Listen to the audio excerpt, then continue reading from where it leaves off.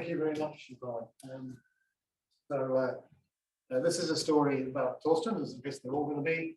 And it's about a paper that Graham and I and Thorsten wrote together, and Thorsten kind of pointed us in the right direction by having a different background and telling us things we didn't know. So this is a thank you to Thorsten for enlightening us, and I'll tell you the story. And we wrote a paper, and I continued thinking about it for quite a long time afterwards. I wrote another paper, in fact, for another fellowship, and I don't know if Thorsten knows the rest of the story. So for this audience, I don't need to explain what folds are, but his folds are on lists. The unique morphism from an initial algebra categorically. So, for example, the sum function on lists, sum of the empty list is 0, and to some x cons x's, you do an addition, of course. The sum is the fold is defined by this universal property. It's the unique morphism. So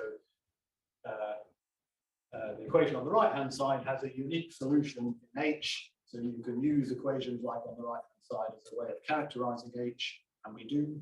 We write programs by saying what they do on the constructors, and that determines the program we intend. We only implicitly describe the program completely. So H is equal to fold with F, if and only if H after in is F, little f after functor applied to H. So I hope all that is familiar to you, because it's going to go faster from there. So the question is when when is a function not a fold? And here's one on lists. That's so all equal takes a list of naturals and tells you whether they're all equal. So a singleton list of ones is they're all equal. Singleton list of twos is all equal. A list of two ones, they're all equal, but the one and the two are not equal. And that one's not a fold over lists. And you'd have to maybe stare at it for a while if you don't write programs as folds very often. But there's no algebra for the fold, so that all equal is equal to the fold with that algebra. Why? How can I prove that something's not a fold? I can prove that something is a fold by writing it's a fold, but how do I prove something's not a fold? In one sense, the universal property completely answers the question, because it completely characterizes folds. H is equal to fold F if and only if this equation satisfies. So H is fold with something if you can find an F that satisfies the equation. So if you're clever, you can find the F. If you can't find the F, that might mean there isn't one, or it might mean you're just not clever enough. So the problem with that is it's an intentional characterization of when the function is a fold. You need to sort of find a body for the fold. You need to think about the internals of the program. And if you can't find one, then you don't really know whether it's not, or you just haven't searched for long enough. A well-known result that sometimes helps is that if your function is an injection, then it's a fold. So this is you can work this out from the universal property. If H is an injection, then it has a post inverse, and then you can find an F that satisfies the equation. You can construct the F that satisfies the equation. So such an H is always a fold. So that's an extensional property. You don't need to know anything about the internals of H, just extensional behavior. But it's only an implication, because not all folds are injections. For example, some function on lists is not an injection. So that helps you if you've got an injection, but it doesn't help you if you don't. So neither of these is a helpful answer. And the helpful answer is what Graham's my paper with Thorsten was about. And I subsequently discovered it's a standard result in algebraic specifications, but it was new to me, and apparently new to the reviewers as well, because they accepted the paper. and it's about kernels. And Graham and I have been talking about this for a couple of years. I just dug through the old emails. We've collaborated on an earlier paper about unfolds, and it's something we discussed at the Problem Solving Club in Oxford, our research group, and Graham and I got together. And somehow Thorsten got, I can't find the evidence for how Thorsten got involved, but somehow we must have been explaining it to him, or Graham was explaining it to him. We were several together. Was it here or was it not? I think it must have been here. I think I would. It makes more sense for me to come up here than both of you to come down to Oxford. But, I don't remember how it happened. But I suspect what happened is Graham or I or both of us were explaining it where you were, and you said, but it's all about kernels. And well, I'm not putting words into Graham's mouth, but I said, kernels, what were they? Because this was not a term that was familiar to me. But the kernel of a function is the equivalence relation on the domain of the function of how things are made equivalent by that function. So two x and x prime are related in this equivalence relation if p does the same on x as it does on x prime. So p of x equals p of x. There's a simple theorem about post factors. So if I've got a function r, which you might hope to be the composition of the function p and then q, so p goes from x to y, can I make a q from y to z to make this r from x to z? So if I'm given r, and I'm given a p, r from x to z, and I'm given a p from x to y, can I make a q from y to z that completes the story? Well, provided the types are non-empty, you can find such a q if and only if the kernel of the big thing includes the kernel of the little thing. So, and the proof is very simple.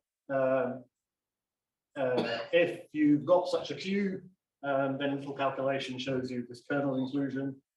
And conversely, if you've got this kernel inclusion, then you can define the q as follows.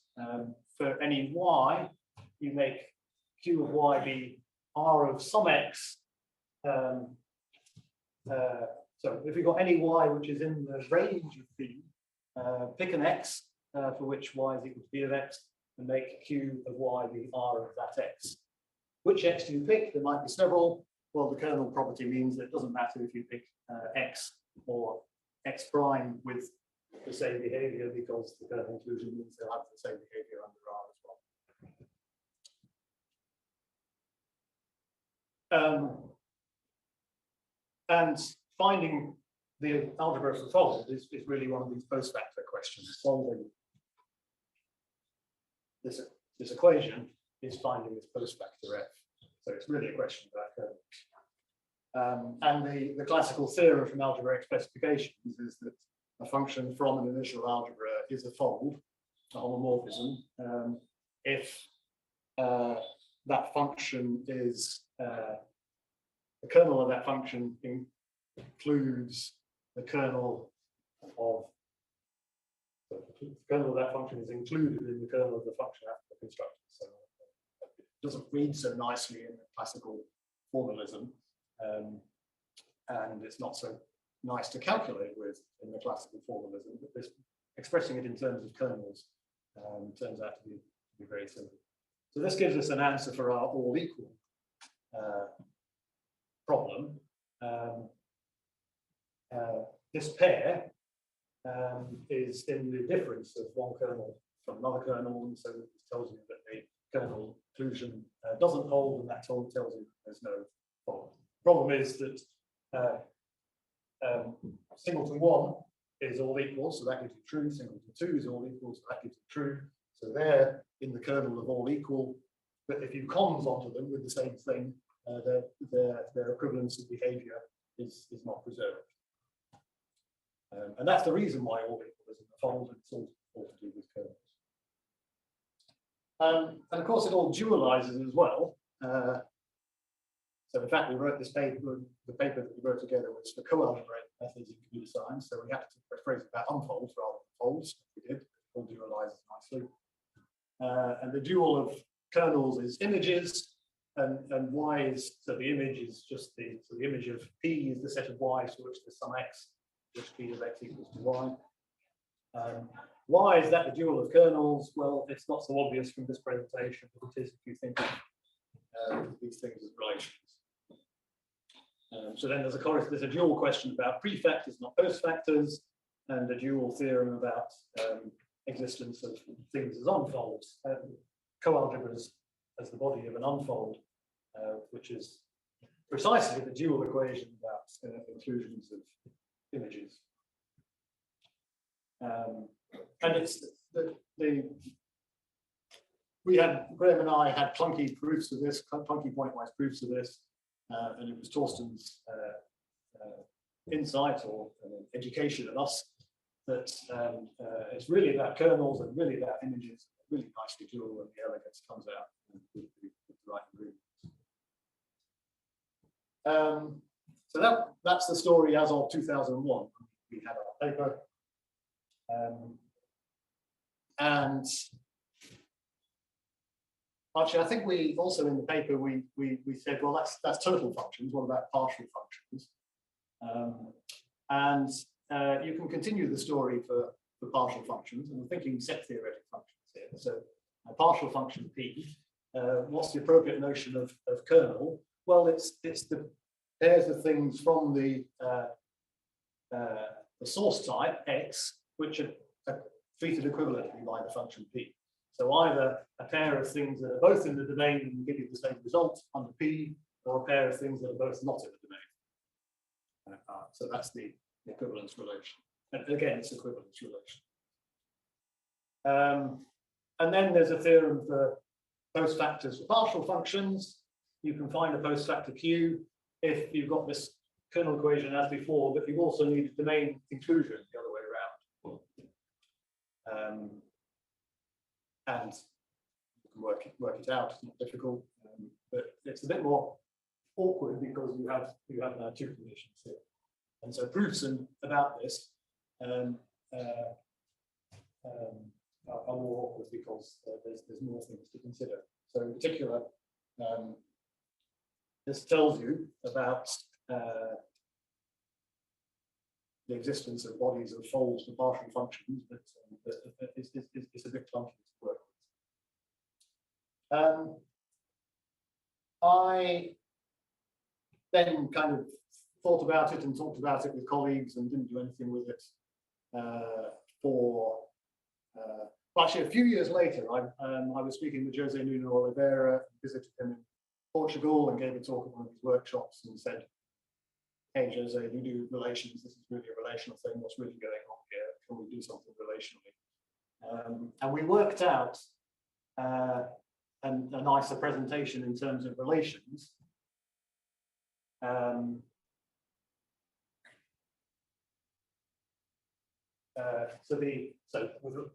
So relation, you can think of it as just a set of pairs, but you can also think of it axiomatically, and there's this allegories of the axiomatic presentation of relational algebra. This is the converse of a relation. We say that a relation R is simple if R after R converse is included in the identity relation. So you can think of that as a partial function. A simple relation is one that maps each thing in the source type to 0 or 1 things in the target type. And there's a left division operator in relational theory. Well, there's a left and a right division, but that would be left division, and it's kind of well, it's an adjoint of composition. So if you think of composition as like multiplication, then this really is like division. And then in relations, the right notion of kernel for relations is again an equivalence relation. It's to do with divisions and converses. Why is this the right thing? Well, if you think about it concretely in terms of relations of sets of pairs and work out what this says, then you'll see it is doing exactly what this says, but expressed now abstractly in terms of the allegorical presentation of relations. Oh, that's what this line says. So there's a post factor theorem, and of course it's the same post factor theorem. There is one of these, there exists a post factor if you've got this kernel inclusion and domain inclusion the other way around. And now it's much, this is, I mean, it's no more powerful because it's only about simple relations, but it's the relational presentation of it is rather nicer. Then 10 years after that, it was Jose Nuno's 60th birthday, and so I was trying to get to the bottom of what's going on here. And there's so can you generalize this? Why is it only about partial functions, simple relations? And with the help of some clever students and colleagues, I was again educated, so I learned now about regular categories. The story, I think, is about regular categories. What are regular categories? Well, they are what extra stuff you need on the category beyond sets and total functions, basically to make relations work. So perhaps it's no surprise that they should come up. But again, I knew nothing about regular categories, and my student actually, Piroj, I talked about the problem in our research group, and my student said, that sounds like regular categories to me, and I said, what? And he educated me. So I love having clever students because and clever colleagues, of course, because they educate me with things I don't know.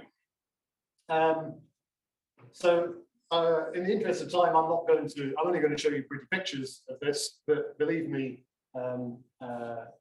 it works out nicely. It's about pullbacks, partial functions, partial maps are represented categorically by so a partial map from X to Y is, so think of a subset of X being the domain of that partial map P, and the injection of the subset into the source type and the total function from the subset. So these things are what correspond to partial maps categorically. And a regular category is something that has these kernel pairs. So this is the analogous thing to to the kernel. It's pairs of X that are treated the same by your function P. A regular category has all kernel pairs. All kernel pairs have co-equalizers, and they're stable under pullbacks. So that's going to be too fast if you've not seen it before, and just a reminder of but the important thing about regular category is that it allows you to factorize any arrow. So it's called an epimono factorization. So you factorize any arrow P into an epimorphism followed by a monomorphism. Think a surjection and an injection. So the suggestion here is that you can map from X into the subset of Y, which is just the image of P, and that's a surjection because it's the image, and then you can inject the image of that subset of Y into Y. So this is an injection. And the regular category is axiomatized when the settings in which you can do that. And the theorem, which Sam Statham explained, so again, these clever colleagues that educated me, this is Sam's construction, is that the corresponding thing about post factors in this more general setting of a regular category, there exists. So, but still just of partial functions, so partial maps. You can find a Q which is a post factor of P in R, if and only if, well, something about kernel inclusion again. So if there's an arrow from this kernel to that kernel, making all this commute. So basically, what you want is the thing from Y to Z. Q is from Y to Z. It's a partial map, which is this bottom right-hand corner here, and the thing that you need to construct it. So you've got this bit because you've got an epi-mono factorization. So in order to construct, you need to build this cube. So the partial map involves half of your epi-mono construction, but you need the Q. Where does the Q come from? Well, it comes from properties of co-equalizers of kernels. So the unique existence of this is determined by the fact that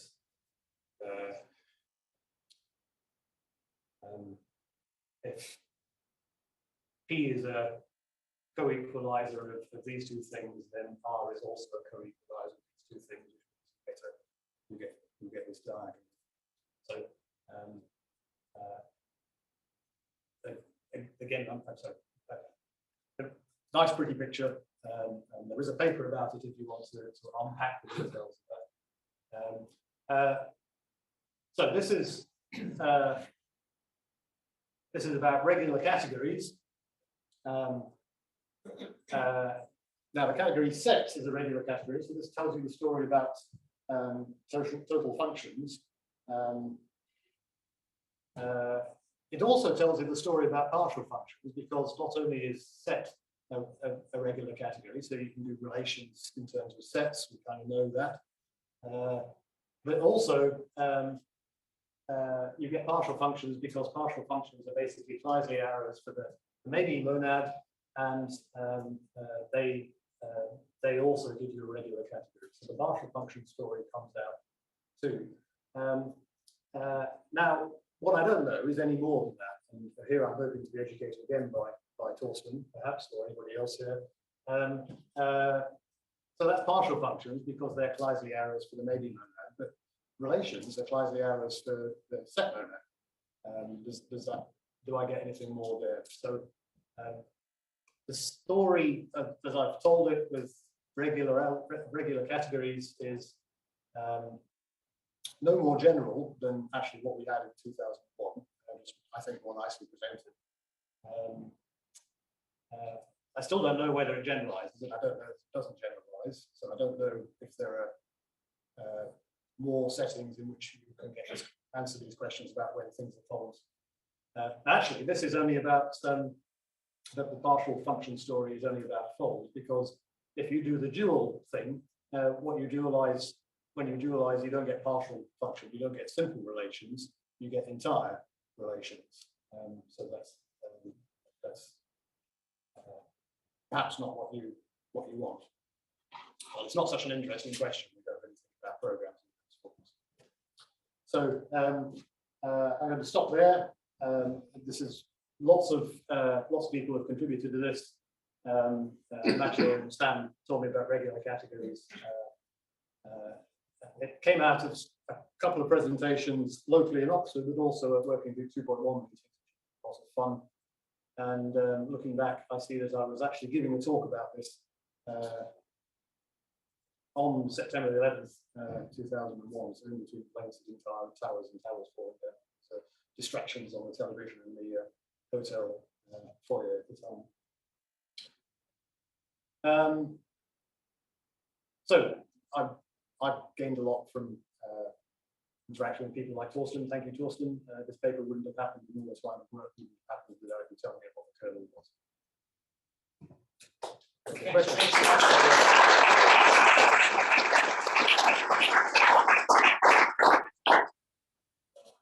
So, do you have some questions? I am keeping you from coffee, Thorsten. Sorry, yeah. Thank you very much. Whole story. Yeah. And I got accosted by some, I don't know who it was, because this is a classical, right? And so, but doesn't need to be. I mean, because we really want to prove a negative result. Yes. And so this, I mean, okay, this lemma there is formulated in a maybe unnecessary classical way. It should be all or do we use choice there? So Yes. You do. Essentially. So Graham remembers arguments and existential dilemmas on your part, which I've completely forgotten. So picking this cube, choosing this cube, depends essentially on excellent choice. So you were happy with that. That's my favorite part. I got seduced. A sin when I was young. But older than me, slightly. And older than Graham. Okay. Any other questions? So yeah, thanks again, Jeremy, for your talk.